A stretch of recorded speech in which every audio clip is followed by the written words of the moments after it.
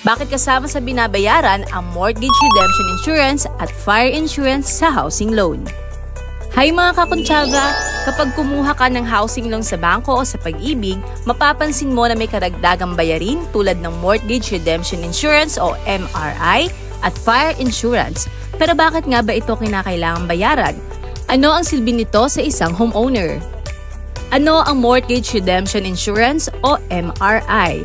Ang MRI ay isang insurance policy na nagsisiguro na mababayaran ang natitirang balanse ng housing loan kung sakaling mamatay ang borrower. Sa madaling salita, kung sakaling may mangyari sa borrower, hindi maiiwan ng pamilya sa utang dahil may babayaran ng insurance ang natitirang loan balance. Ito ay isang proteksyon para sa pamilya ng borrower upang hindi nila kailangang magpatuloy sa pagbabayad ng loan kung mawalan ng pangunahing naghuhulog nito.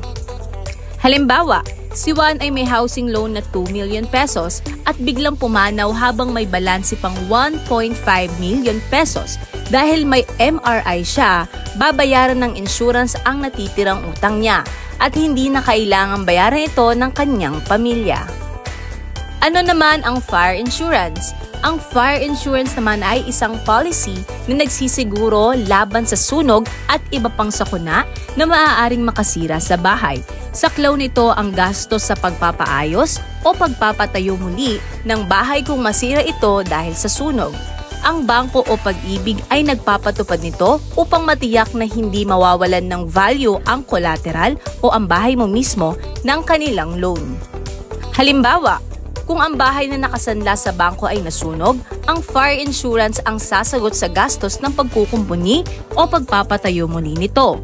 Kaya protektado ang investment mo.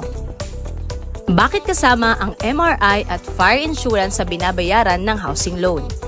Una, para sa bangko o Pag-ibig, proteksyon ng kanilang investment dahil ang bahay ang collateral ng loan. Sinisigurado nilang hindi mawawalan ng value ito. Makakasiguro silang mababayaran ng loan kahit may mangyari sa borrower. Pangalawa, para sa borrower o ikaw, proteksyon para sa pamilya. Hindi sila mababaon sa utang kung sakaling may mangyari sa iyo. Proteksyon din ito sa bahay mo. May financial support kung masira ito sa sunog.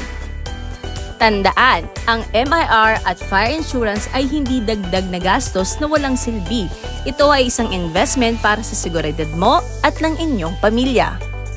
MRI, protection sa loan balance kung sakaling may mangyari sa borrower. Fire insurance, proteksyon sa bahay laban sa sunog at iba pang sakuna. May karanasan ka na ba sa pagkuha ng MRI at fire insurance? I-share mo sa comments. And please like, share at comment sa video na ito for more information at kung may suggestions ka sa content na ito.